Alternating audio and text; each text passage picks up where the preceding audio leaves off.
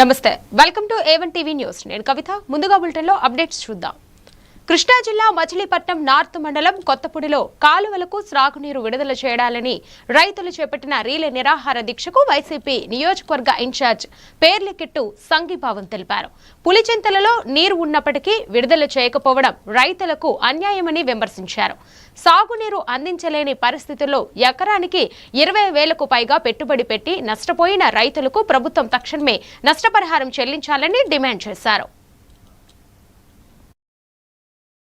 రైతులు పడే ఇబ్బందులను వారి పడుతున్న బాధలను కూటమి ప్రభుత్వం ద్వారా రైతులకు మేలు చేసే విధంగా ఈ యొక్క రిలే నిరాదీక్షలు ఈ కొత్తపూడి గ్రామంలో నిర్వహించడం జరుగుతుంది.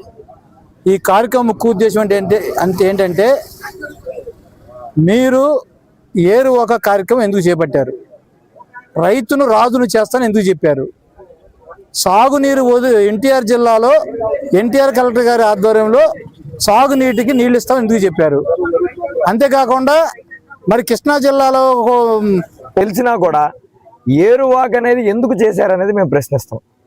ఏరువాక చేసినప్పుడు రైతులకి పంటలకి నీళ్లు అందించాల్సిన బాధ్యత కూడా మీ పైన ఉంటుంది కదా. ఊరికే ఏరువాక చేసేసి మీరు మీడియాలో ఫోటోలు వీడియోలు తీసేసుకుని మీరు వెళ్ళిపోతే అది సరైన పద్ధతి కాదు కదా.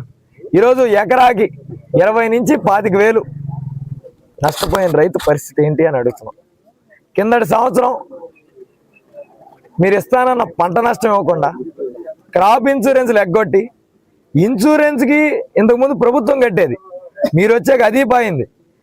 పోనీ వీళ్ళు కట్టుకున్నా కూడా ఇన్సూరెన్స్ డబ్బులు వాళ్ళకి ఇన్సూరెన్స్ డబ్బులు ఎగ్గొట్టి ఏదో కారణం చెప్పి ఈరోజు మళ్ళా నీళ్ళు ఇవ్వకుండా ప్రభుత్వం నుంచి ఆర్థిక సాయం అందజేయాలని మేము కోరుకుంటున్నాం.